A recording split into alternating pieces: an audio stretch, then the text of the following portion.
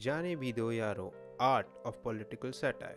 This is 80s Hindi cinema, a time when industry witnessed the rise of big studios along with the superstars. No one gave a damn about stories. It was all about big stars and songs that would fetch an audience to the theaters. And some filmmakers and non-stars then struggled quite hard to justify their genuine love towards art and cinema.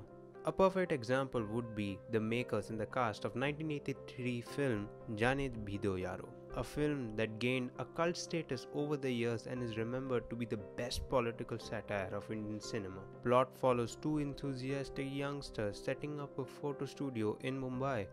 At the shop's opening, they wait for the guests and customers with the dialogue. इस शहर के सबसे beautiful beauty studio के 50% मालिक विनोद सुधीर साहब आपका स्वागत करते हैं. Their excitement is short-lived. But nothing, and I mean nothing, washes away the spirit of both these characters. Sudhir Mishra, played by Ravi Baswani, and Vinod Chopra by the one and only Mr. Nasiruddin Shah. Idealistic like a science textbook, they believe in the quote, "हम होंगे कामयाब एक दिन." Jaane Bhi Do Yaro, a small NFDC film created by a bunch of enthusiasts with all they had in terms of creativity and resources. Made at a budget of roughly rupees 7 lakhs, Jaane Bhi Do Yaro is no blockbuster, but makes a significant contribution to cinema like any good film ought to. Why so? The story, although in a satire, follows a battle between the innocent ones and the ones in power in greed. Something which is usual in day-to-day life. In a comic tone though, the film never loses its purpose, neither it compromises. It also ends up on an uncomfortable yet a real note.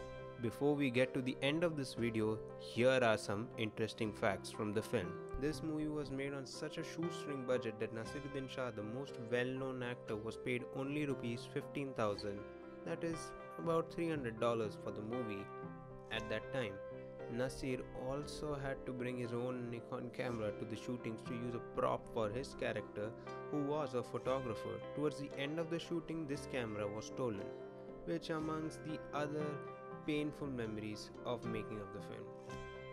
The name of the two lead characters played by Nasiruddin Shah and Ravi Baswani are references to the names of the production controller A. Vidhu Vinod Chopra and B. his director Sudhir Mishra, both of whom went on to become well-known Hindi movie directors.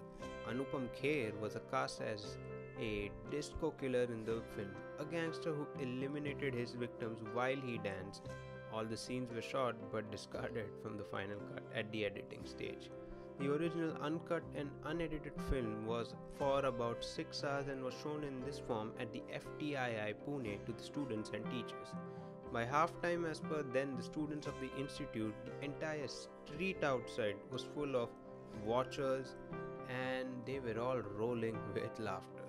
The biggest laughs were for the satire scene in which a number of unrelated characters walked into a Mahabharat's drama set. In the original unedited version, the finale, that is the Mahabharat drama stage scene, consisted of a far greater number of characters walking in and poking fun at current issues, including Mahatma Gandhi, Prithviraj Chauhan, and Chandragupta Maurya. There is a reference by Vinod Nasiruddin Shah early in the movie to borrowing money from Kundan Shah. Kundan Shah in the name is the name of the director. This is a reference to the money borrowed or lent to them by NFDC, National Film Development Corporation.